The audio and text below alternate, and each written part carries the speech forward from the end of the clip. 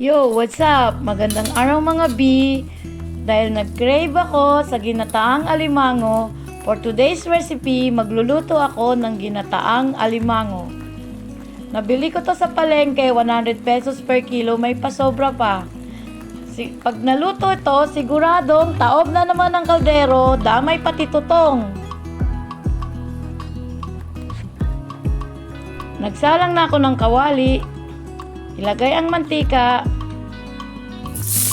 maggisa ng sibuyas,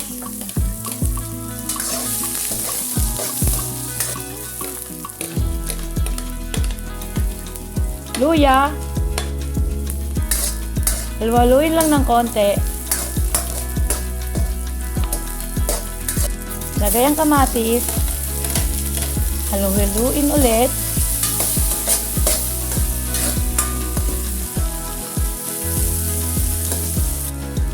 lagay ang pangalawang piga ng niyog.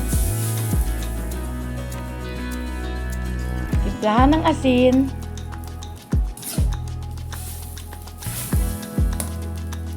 At lagyan ng pampalasa. Konting pampalasa.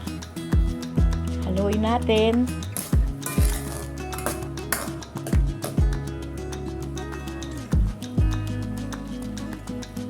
Ilagay ang alimango.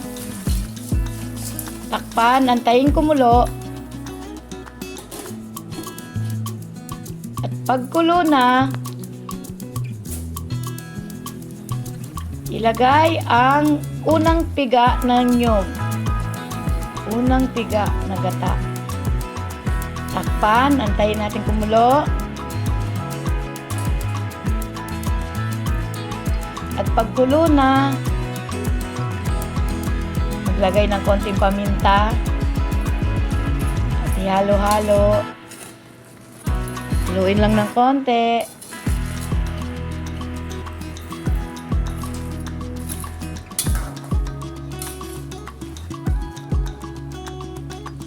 Ilagay ang kangkong.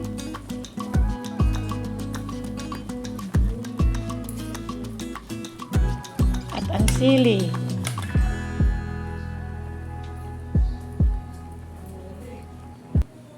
Takpan, antayin lang natin maluto ang gulay. Ayan, luto na yung gulay. Kumukulo-kulo. Ang sarap ng amoy. Nakakagutom.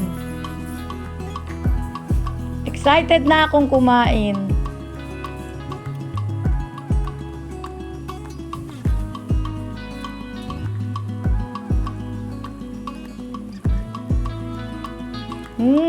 Sarap, sarap.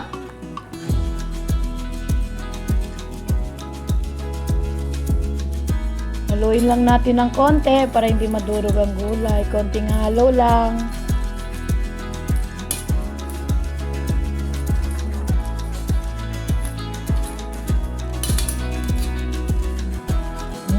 Ang bango.